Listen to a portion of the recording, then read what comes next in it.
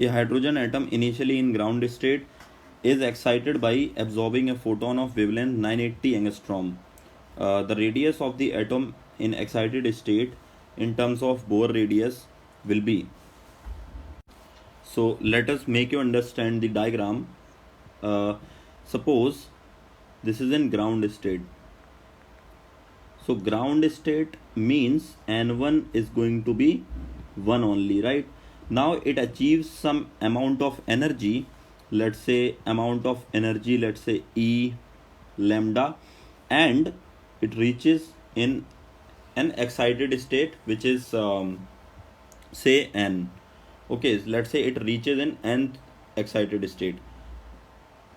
Okay, now what do I need to do? So I need to find out total energy. So total energy, or I can calculate En. So En will be is equal to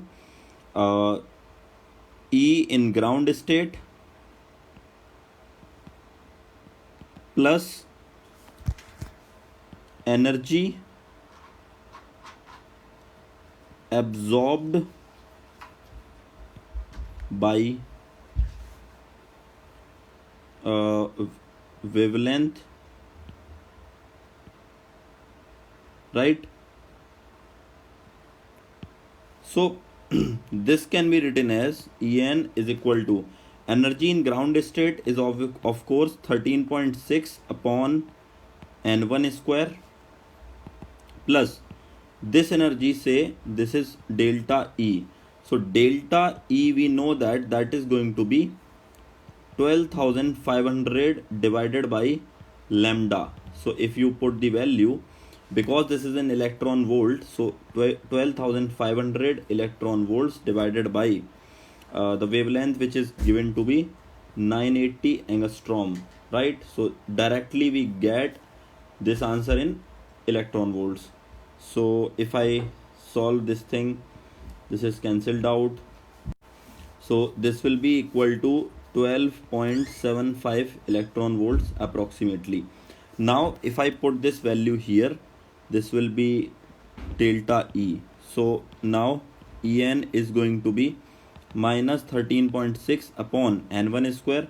N1 is 1 square plus delta E is 12.75 electron volts.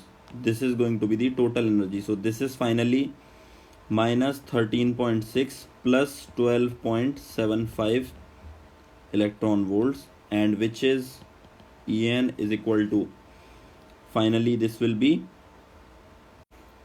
0.85 electron volts. This is going to be the energy in nth orbit. Now we know that En is minus 13.6 upon n square. So I can use this value. This is minus 0.85. So this can be cancelled out. Now we want to get the value of n from this relation. So let me remove this segment. So what do I get further?